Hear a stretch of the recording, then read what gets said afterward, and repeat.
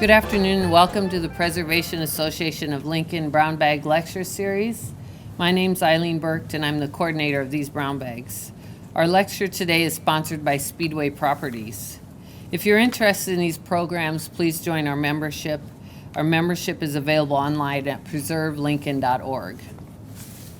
Our speaker today is Jim McKee. Jim is a lifelong Lincolnite. His great-grandparents pioneered in Lancaster County in the 1870s. Jim has a bachelor's degree from UNL and operates J and L Lee Company, which is a publisher of regional books as well as a coinery. He has written over 1,500 articles and books on Lincoln and Nebraska history. Jim serves on the City of Lincoln Historic Preservation Commission and is also a founding member of the Preservation Association of Lincoln.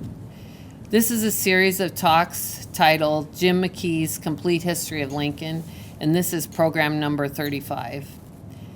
These programs are videotaped and shown on Link TV, and also we stream them also on YouTube.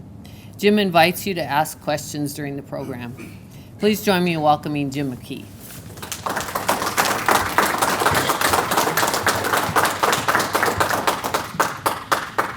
Last time we were here, we got started on John Cadman and will not try to duplicate but pick up where we left off. This is the house as it appeared probably in 1882, 1881, when it was an illustration from a book called The History of Nebraska by Mr. Andreas, who probably never set foot in the state of Nebraska, but nonetheless wrote a rather large tome, primarily by collecting people's stories and collecting a little money from each one of them. And if you wanted your story put into the book, you paid a certain amount, and if you wanted an illustration, you paid a little bit more to have an illustration put in. Mr. Cadman opted not only to have his story put in, but also had this steel engraving. Otherwise, we wouldn't have any indication of the house, which was here, at least partially, when the Capital Commission came in 1867 to examine the site of Yankee Hill as a potential capital site. And this is the house they stayed in, although at that time the house was probably little more than a dugout with stone walls in the side of what was then a hill, pretty much now leveled off. John Cadman had a stage station out on Salt Creek, right about where today the South Bypass goes right over the top of it. So that any record that would have been there is about to be destroyed, but I don't think there is anything that will be damaged or destroyed because there's nothing left. The huge rock, which had a monument on it, has been moved across Saltillo Road to the north side at about the location where the Hanlon railroad station was. And Hanlon was directly or almost directly across Saltillo Road to the north from the village of Olathe. Olathe, gone. Hanlon, almost entirely gone as well. It's okay. He moved from the original stage station there on Salt Creek, which was just to the south of Saltillo Road, to this area. And as he moved, or probably he moved with the road, which was going west, which had 100 names, it seems like, at least maybe half a dozen. And as that road moved around, he moved with it. The house is subject of an oral history, which was taken probably about 30 or 40 years ago, and I think that's where we can pick up. One person said it was a 15-room house. The top was square, and there was a glass enclosure at the top with telescopes for Indians. That's a quote. I don't think the telescope was probably for the Indians, but some people thought if they had a room at the top with a cupola and maybe windows all around, like the Kennard House, they could use it for spotting things coming. The Kennard House, they said, you could easily spot a prairie fire coming, and also Indians that might be on the warpath. Obviously, there were none. There were 5 rooms on each floor, she goes on to say.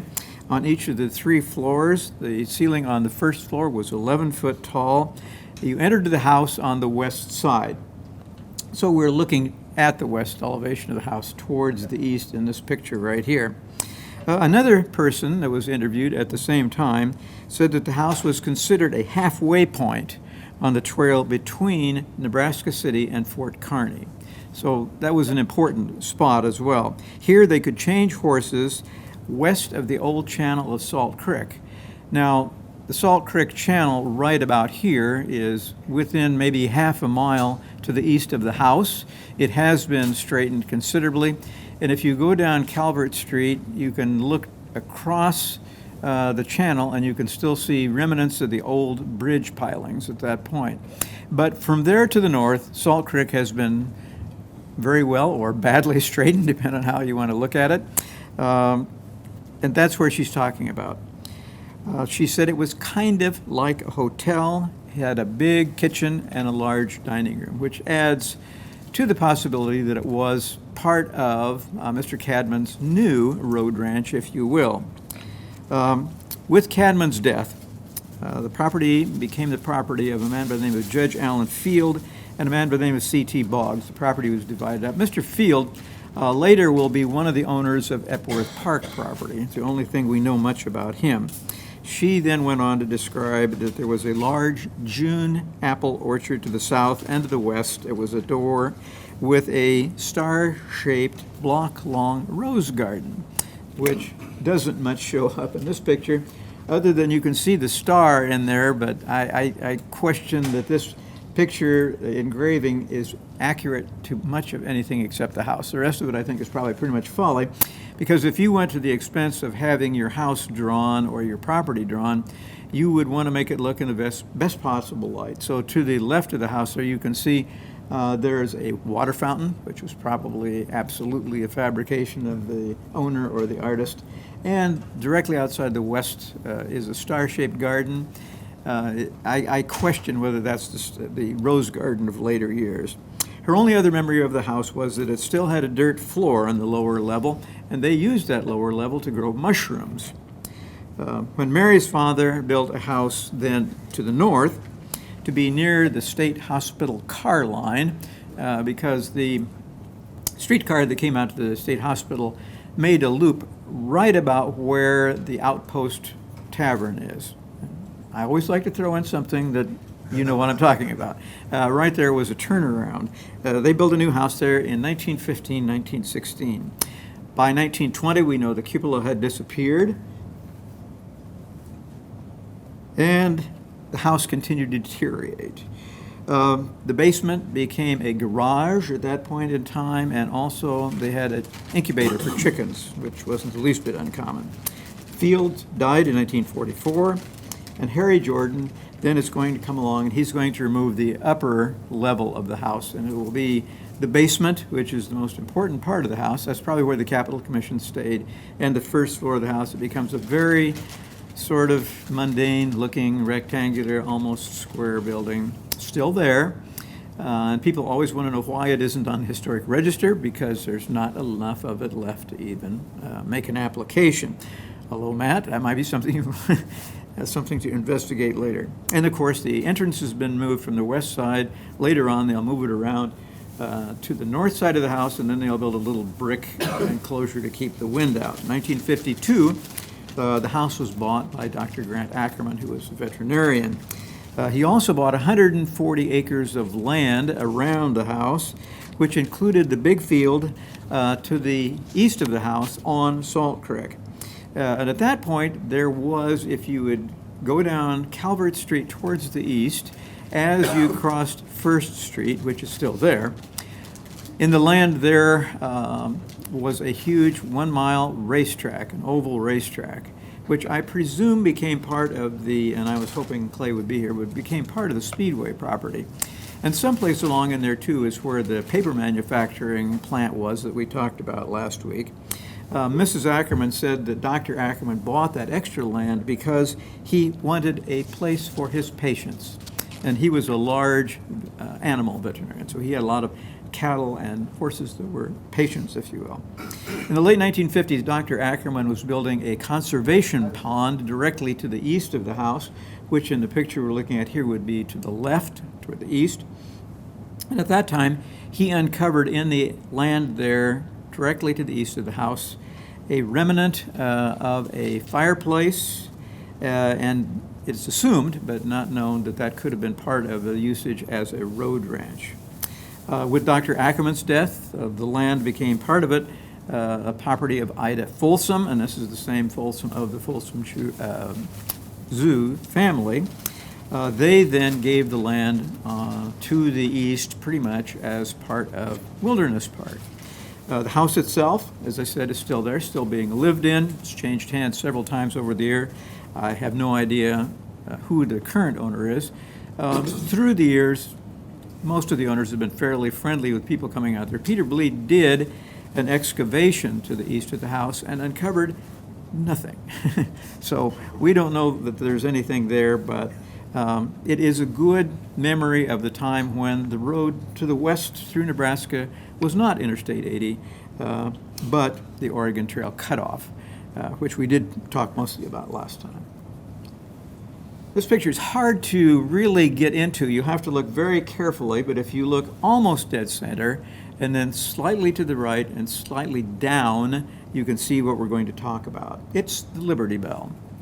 In 1914, about 500,000 school children in California wrote to the city of Philadelphia. The city of Philadelphia then and now owned and still owns the Liberty Bell itself. And they asked that it be sent to the Panama Pacific Exposition of 1915 so that everyone could see it. Philadelphia agreed, and on July 5th of 1915, a train left Philadelphia, 6 cars, the sixth car of which had the bell on it. 42 officials rode with it, and it was going to stop in many, many cities along the way. National Guard was involved with it and carried it as guards all the way, and every time they got to any city, National Guard troops or other troops would guard it as well. They allowed for trips frequently along the way. Most of those trips were for 30 minutes. Some of them were 2 hours. Lincoln was lucky enough to get a 2-hour, which stretched a little bit after that. The first stop, Harrisburg, Pennsylvania, then it made its way on to Des Moines, Topeka, Kansas City, Omaha, and then Lincoln. It was pointed out that it was very interesting that the Midwest stops would occur around July 8th, and they weren't sure initially which city would have it on July 8th, but on July 8th is the day the Liberty Bell was sounded, not July the 4th, as everyone sort of assumes. And of course, preparations were made largely in advance. The city of Lincoln anticipated that 20,000 people might visit. About a fourth, or 2,500 of them, 50,000 of them would be school children. And for those, not 50,000, 5,000, but for those 5,000 school children, they bought 2,000 American flags. Now, there's going to be some disappointed children in there, but nonetheless, they built a platform for the Liberty Bell so that they could draw the train right up next to it. At 1:15 on July the 9th, the train will arrive in Lincoln. The rain clouds dispersed, the journal's whistle sounded, and all the church bells in the city began ringing. They stopped between P and Q, and they engineered it so that they came in from the north, turned the car around somehow so that it was facing back to the north, so that most of the people could be on the side to see the crack. Governor made some announcements. Mayor, Mr. Bryan, brother of William Jennings Bryan, made some announcements that said they just as well saved their breath because the crowd was so noisy, unless you were standing directly next to them, nobody could hear a word they said. Then, in this order, first old soldiers, then children, and then the just general public could go up and look at the bell, walking over this sort of platform. No one was allowed to touch the bell, except a lady from the DAR who placed a large memorial wreath on the bell. Between 100 and 125 people per minute went by the bell. Hundreds of photos were taken. Supposedly a motion picture was taken. We have no record of the motion picture. At least the last I checked, we didn't know, but if it exists, we've not seen it. They estimated that 13,000 saw the bell in Omaha, but that Lincoln's crowd far surpassed that in Omaha. But counting people is a science, I think, that doesn't exist. So they guessed it was larger than that. About 3 o'clock, the mayor of the city of Denver came, and he took over the bell, if you will, symbolically, to head towards Denver with it. It was due to be in McCook at 6 o'clock. No more stops until I've gone then. They said it was a very successful event. Pickpockets were very, very busy. Balloons and souvenirs were sold in great abundance. The trip through Lincoln in 1915 was one which enabled many, many American citizens to see the bell. Then later in 1915, a replica came through with the clapper affixed by a chain, representing the fact that women did not have the right to vote. In 1920, it went through again without the chain, signifying that the 19th Amendment had passed. The 2,055-pound Liberty Bell is still owned by the city of Philadelphia, but the National Park Service controls the bell. The last time it was moved was in 2003 when it was moved into a park near Independence Hall, so the chances of it getting back to Lincoln anytime soon are probably very small. When the first play was produced in the city of Lincoln, interestingly, it was produced in the Capitol building, which was not that unusual when you stop to think about it, because it was the only place large enough that would have anything resembling an auditorium. So that's where the first play was presented. This would have probably been in the early 1870s, but almost immediately other venues began being made for plays. The Academy of Music was the largest one, which was at 10th and O Streets. Then fraternal halls began being built, opera houses, private houses like the Bohemian, Germania Club, the Harmony, the Red Ribbon, and so forth. By 1893, the idea of the city of Lincoln actually building and operating a city auditorium was discussed. Unfortunately, 1893 was also the beginning of a national depression, and it put paid to any further discussion of it for quite a while. 1896, 3 years later after the depressions had begun to moderate, the Lancaster County purchased several lots on the southeast corner of 13th and M for $13,546. That would be directly across the street from the Cornhusker Hotel to the east, if you will. And what's there now is a parking garage, multiple story, which was built sometime later. It has poured, cast concrete, sort of art modern panels on it. It's quite a good-looking building, and if you can picture that in your mind, that's where the auditorium was. The building of the auditorium was spearheaded by the American Legion Club. They held a meeting at the Lindell Hotel. The Lindell Hotel, think of as being catty-corner to the northwest from this location. And they voted that they would try and raise $15,000 by public subscription in order to build an auditorium. Fundraising progressed, and by 1898 they realized they were not going to have enough money, so they redoubled their efforts. And they modeled the auditorium after a building in Bloomington, Illinois, although they had their own architect. They then signed a agreement to build the building, which would be 100 feet by 148 feet, and the county would receive from any sales of tickets 50% of the net of the ticket sales. So the county's still going to be the recipient. 1899, the architect Paul Moratz, M-O-R-A-T-Z, who I've never run across since. Matt doesn't know him, and I don't know if Ed were here, he'd probably know who he was, but we don't know much about it. Gladys Douglas, who wrote a book of memories about the city of Lincoln, noted that the building had a sort of military air about it, with two squat towers on the front. And although it's not visible in this picture, but on the left-hand side there was a very tiny little park area, which was probably little more than grass. The roof, which has rounded, as you can see in this picture, like a Quonset, was highest on the west end of the building. That's the right-hand side of the building. It then sloped. The building was completely over-engineered, and it was said that they could set, if there was a way to do it, they could have set a steam engine, locomotive in other words, and a tender and an entire line of railroad cars on the roof of it, and it would support it. But fortunately, there was no way to test that, and nobody questioned it. The seating, which was on a flat floor rather than being raked, was supposedly 50 feet below the top of the arch in the roof. And of course, it had a gallery or sort of a seating area clear around it. And it said they could still evacuate the building in 2 to 3 minutes in case of any problem.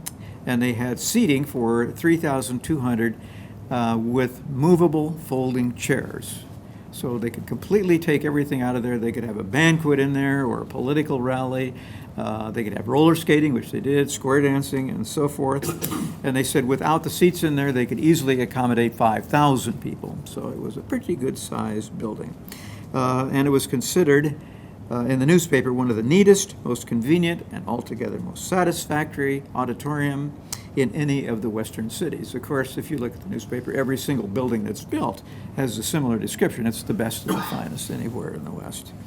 But it's still, although considered a public building, it's still owned and operated by the contributors to the building. Well, the grand opening was held in 1900. Lincoln's population was just a smidge over 40,000. The initial performance was February the 12th of 1900, and for that they hired the man who was the most expensive entertainer in the world at that time. No, not Liberace. No, it was Paderewski. Tickets sold for $1 each, and they said people came from as far as Shadron to hear Paderewski. Of course, the place was packed.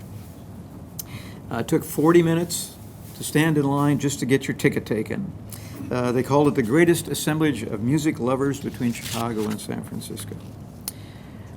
Through the years, it hosted Caruso, Schumann Heink, Amelia Calicuri, Harry Lauder, Will Rogers, and many, many others. There were minstrel shows, university graduations until the Coliseum was built were held there, basketball games during the state tournament, the annual military ball.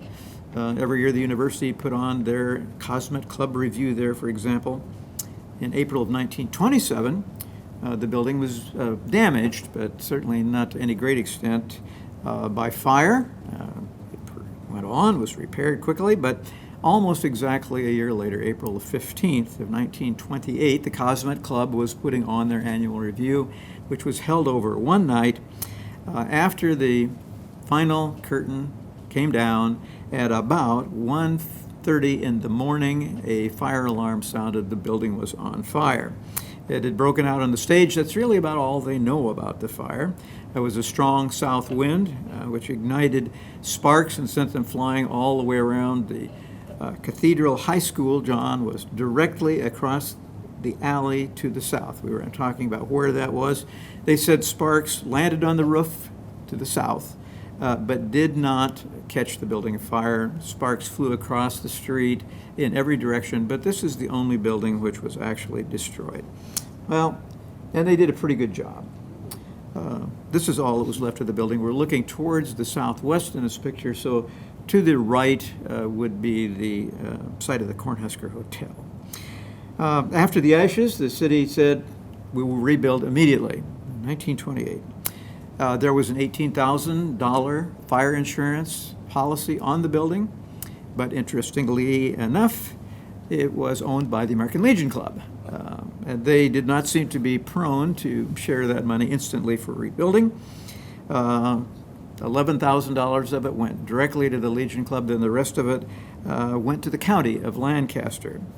So there was a desire, but there was no money to build a new building.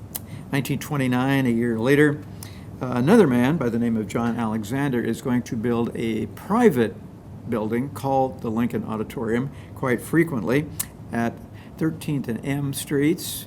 The building is still there. It's now occupied by Enterprise Car Rentals, and if you don't know where it is, it's directly to the north of the Green Gâteau restaurant. And that is the second city auditorium, but not owned by the city either. He said that although people convinced him that he would become wealthy and famous by operating the building, he said the only time he even broke even operating the Coliseum was when he had roller skating in it. The rest of the time it was a dead loss. And of course, through the years, that building has had many, many people in it. The last time I was in it, inside the building, was probably in the 5 to 10 years ago bracket. You can still see the fly of that building on the alley to the south. And under the fly, if you get in it, is where the stage was and still is, and there was a sort of a break room for the people of Enterprise. So it's partially still there, but not much. Well, with the demise of this building, Ed O'Shea, E.M. O'Shea, decided he would buy the property and build on it because it was obvious that they were not going to get the auditorium rebuilt there. He had a terrible time trying to get clear title to the land, but ultimately he did. And the parking garage and retail on the ground floor and the old bus depot were in the building initially. Meantime, the city of Lincoln passes bond issue after bond issue to build a new auditorium. One of the places they considered building, since that site was now gone, was 33rd and O, where Rogers Tract is. But that didn't work. In fact, it seems to me like at one time they even talked about putting a Capitol building out there, but mere discussion, and nothing ever came to it. 2 wars intervened. Twice, the question went to the Nebraska Supreme Court. Once, when they were able to sell the bonds, or thought they were going to be able to sell the bonds, the way it was worded still went back to the fact that they were going to rebuild on this site at 13th and M. And the Supreme Court said you can't sell bonds that say you're going to build at 13th and M unless you build at 13th and M. So they could not sell the bonds, even though they thought they would have been able to. In the meantime, the city of Lincoln had acquired the square block of land at 15th and N Streets, which is where the old Lincoln High School sat. And they began planning, and in 1957, built Pershing Municipal Auditorium on the site. Now we have the new Pinnacle Arena completed. Pershing's fate is not sealed, although I've not seen anything lately that says it's going to survive.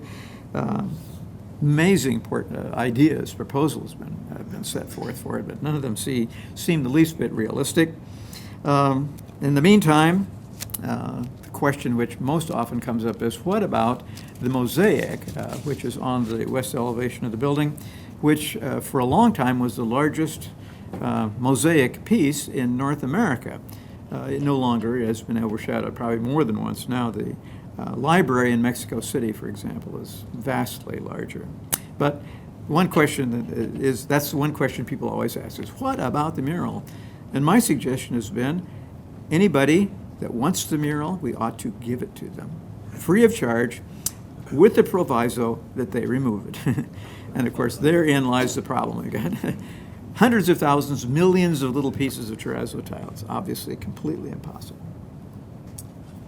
Another building which I contend is still standing, Ed and I disagree, but we do it in a friendly way.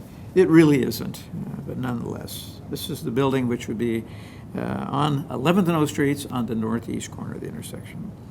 In 1867, shortly after Lancaster became Lincoln, there was a house on this property which belonged to an attorney by the name of Seth Robinson, whose office was more or less catty-corner on the southwest corner of the same intersection.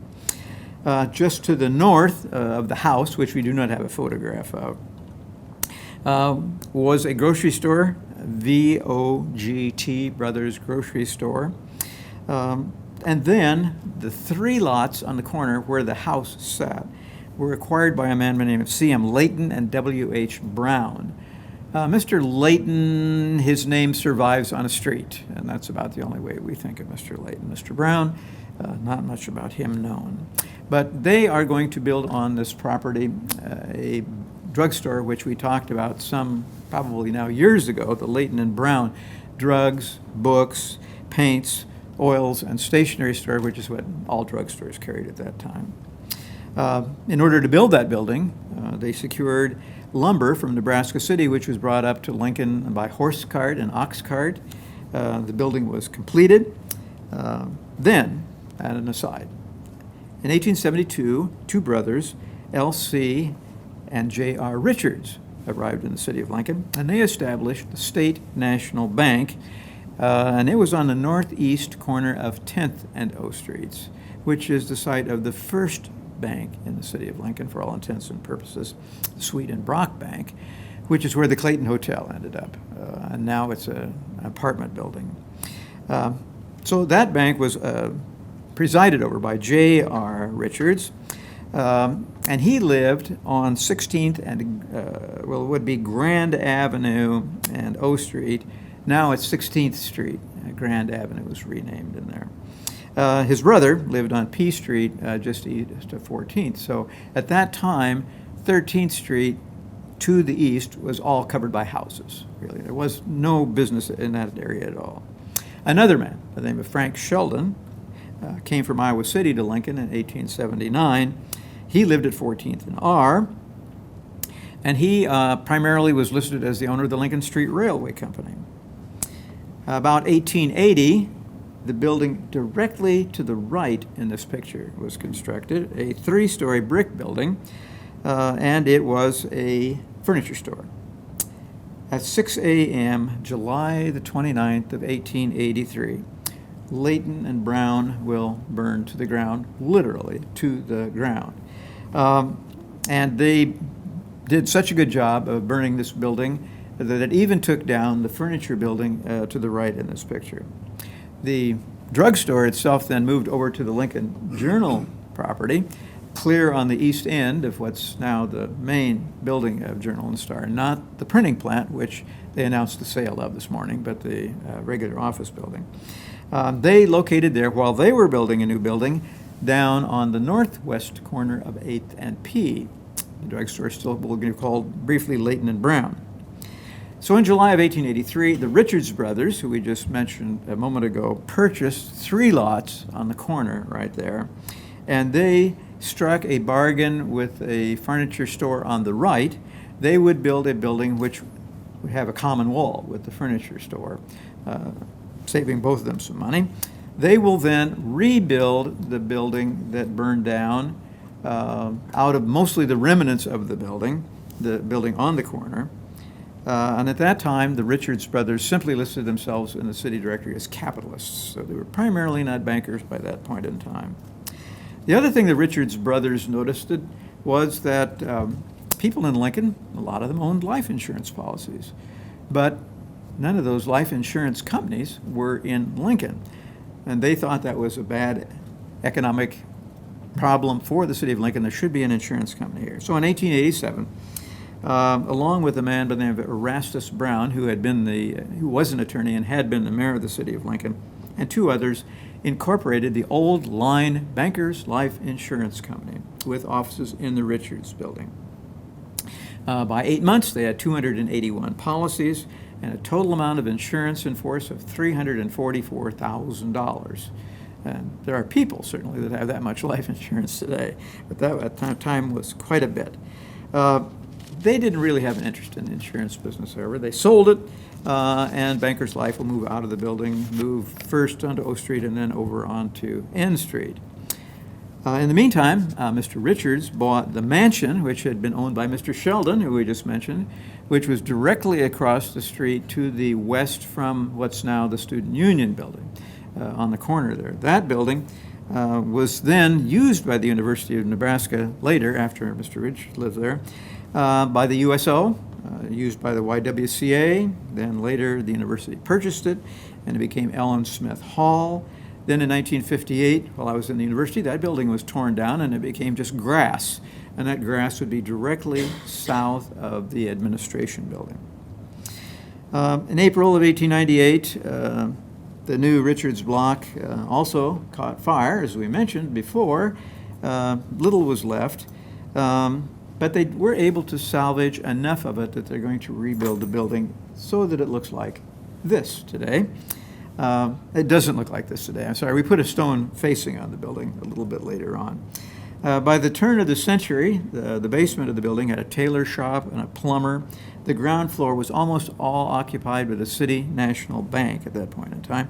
The entrance to the building then is in the middle of the 11th Street facade. You can see it right in the middle of the building right there. The elevator at that time was through that entrance and back towards the east wall of the building.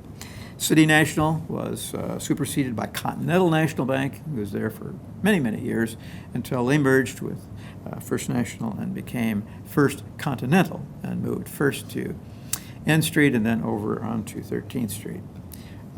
The building changed considerably. It's occupied for a while by Sears and Roebuck, who had an appliance store in the building.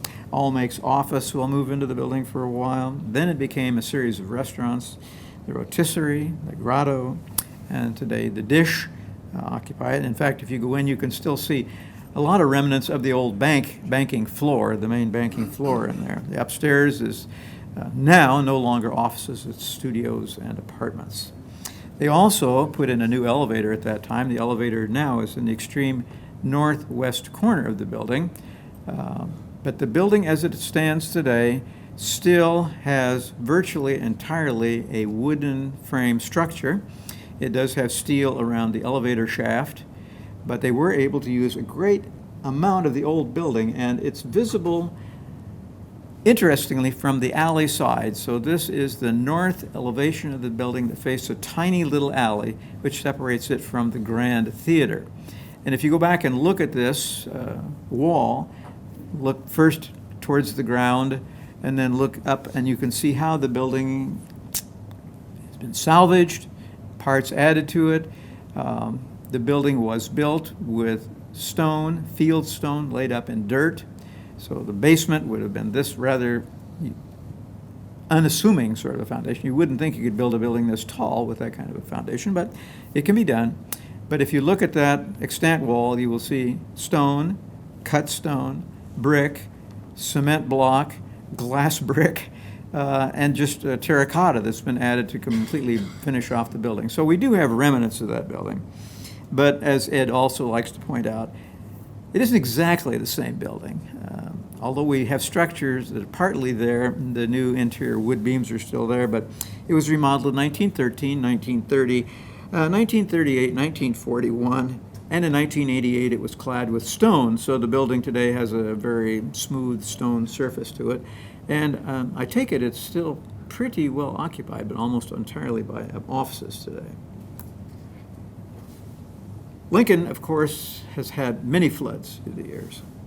The first people that were non-farmers that came in the 1860s, because there was not timber readily available immediately, you had to go to Garland and a few places around, what's now Wilderness Park, before there was any timber. Those original people, a lot of them lived in dugouts along Salt Creek. So that's one of the reasons the city is where it is because Salt Creek furnished a possibility of places to build. They were also built there because there was water available for them. The local Indians chided the people who lived here. In fact, the American Indians chided the people who lived along the Missouri River as well, because they knew that these people who tended to come and settle in the dry summer months were about to be very surprised when the wet months arrived, and that what seemed like a good place to build, like a dugout in a creek bank, would soon be completely unoccupied. By 1864 is one of the early floods that we know about. That's at the point in time where the Clay County, which existed between Gage and Lancaster County, was dissolved, with the upper or northern half attached to Lancaster County, the lower northern half, there were 3 square counties at that time, went to Gage County. And in 1864, they were moving the county records from Clay County, no relation to the present Clay County. They were moving them from Beatrice to the city of Lincoln, and a flood captured the wagon, and all of the records were lost, the part which belonged to Lancaster County. So presumably there will be records in Gage County which attach to Clay County, but nothing ever made it to Lincoln. The flood wiped them out. The driver was saved, but all the records were lost. When the original plat of Lincoln was drawn, there were no provisions made for any lots or streets really to the west of 5th Street, because it was in the floodplain of the original channel of Salt Creek. When the Burlington and Missouri River Railroad arrived in 1870, originally their land only went roughly to O Street, but of course later it will continue along that floodplain. And the reason the railroad came in there was because it was flat, it's also inexpensive, it was in the floodplain, so nothing had been built. So they built pretty much parallel to the creek. May of 1873, it was reported that the bottoms, that they called them, were completely flooded. Following year, 1874, 2 people died as Salt Creek flooded. Then it was discovered that all of this land along the creek belonged to the Burlington and Missouri River Railroad. 1876, a party of German-Russian immigrants arrived from the province of Franc, and they were able to acquire some of that land down there very inexpensively, obviously, because it wasn't considered very good for building. This became known then as the South Bottoms.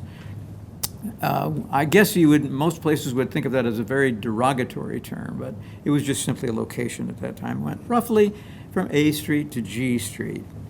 They built without any problem for several years, no problems at all. Then, in 1881, in March, rains flooded the area down there, depth 2 to 5 feet.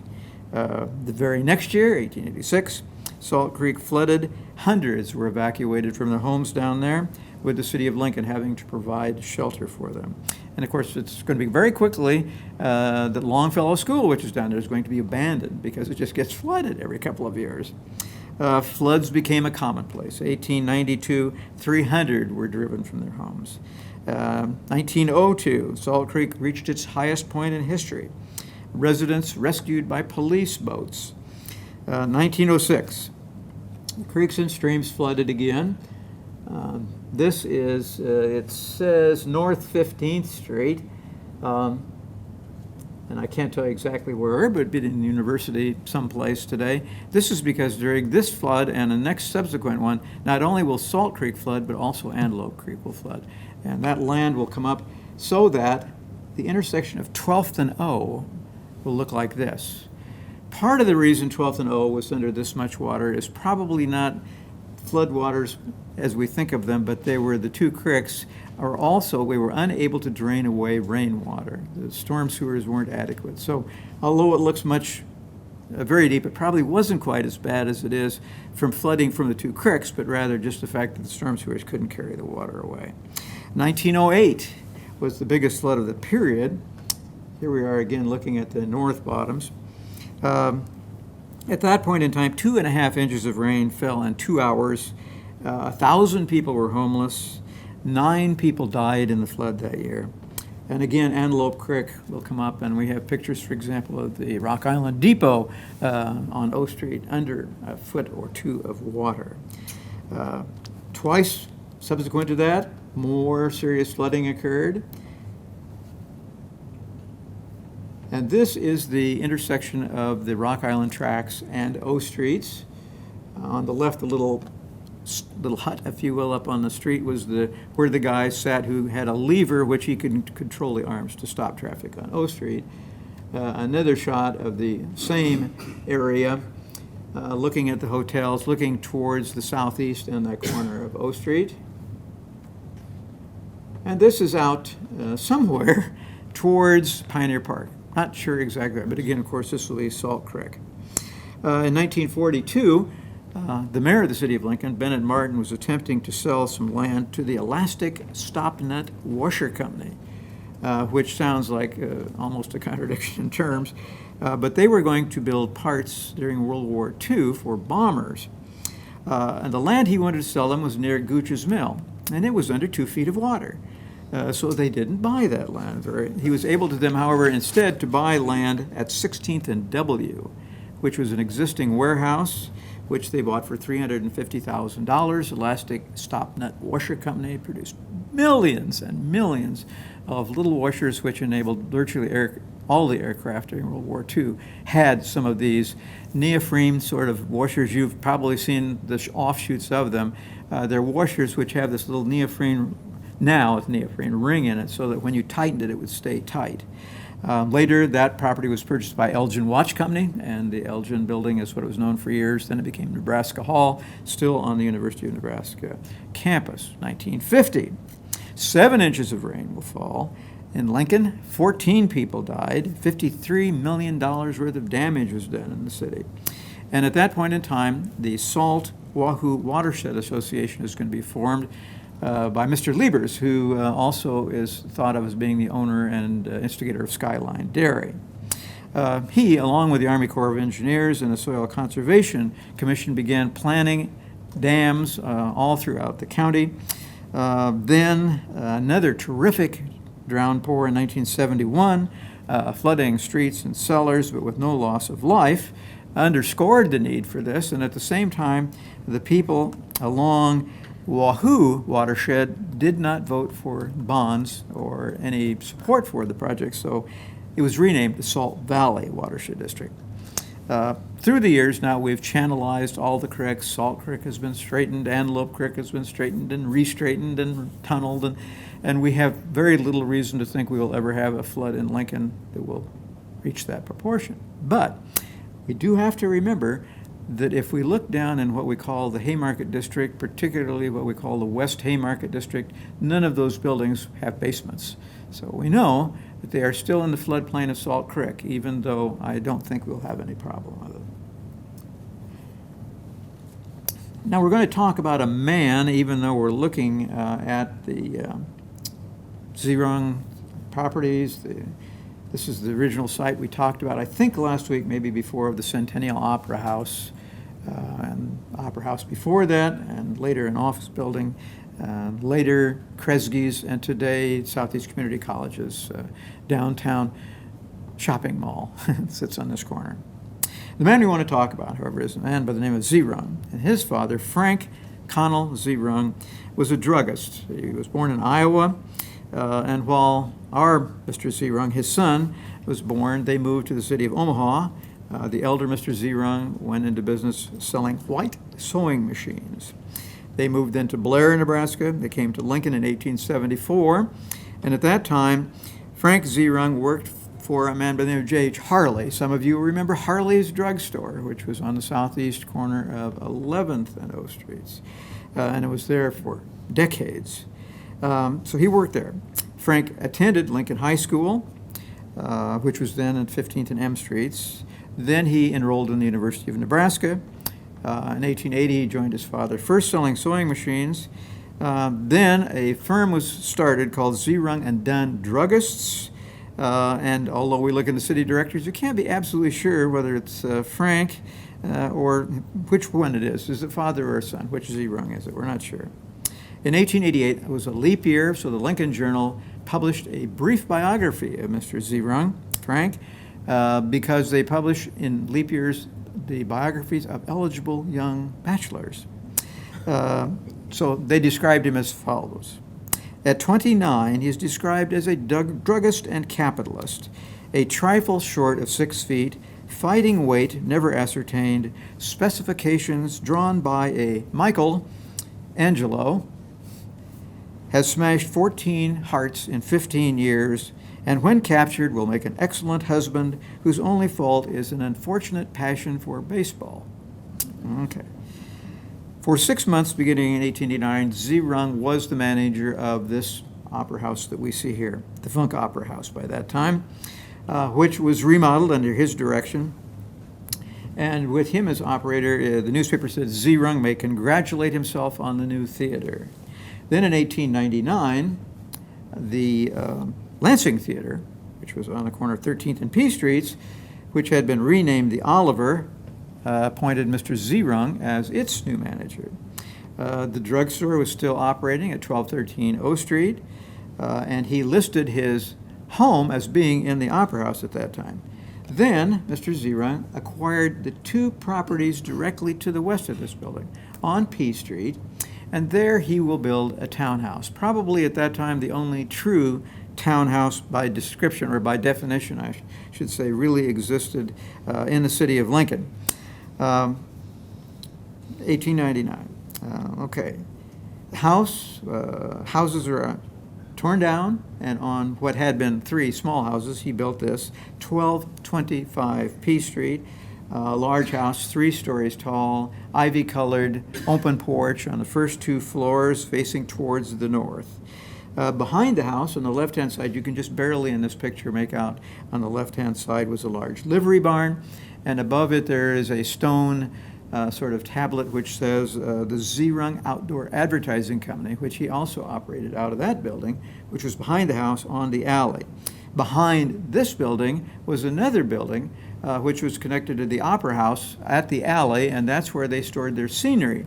And there was also an overhead walkway where he could walk from the house into the outdoor billboard building, into the stage fly storage, and then over into the Opera House itself without ever going once outdoors. So we had a skywalk and didn't know it. And Lincoln very early on. April of 1912, the Lincoln voters approved the construction of a power plant, and at the same time, we voted to go on the commission form of government.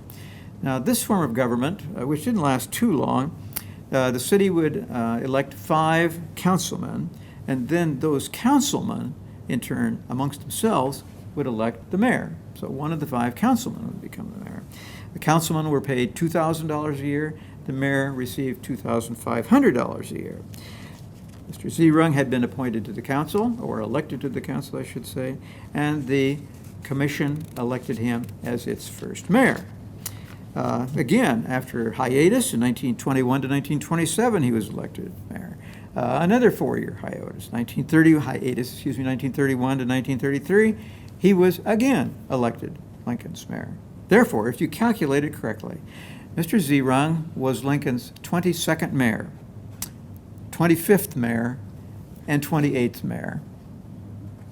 So it could happen again, couldn't it? The mayor could come back after a time and be reelected. In 1916, his unfortunate passion for baseball elected him the president of what was called the Western League. The Lincoln team was known as the Lincoln Tigers, which don't get much play anywhere.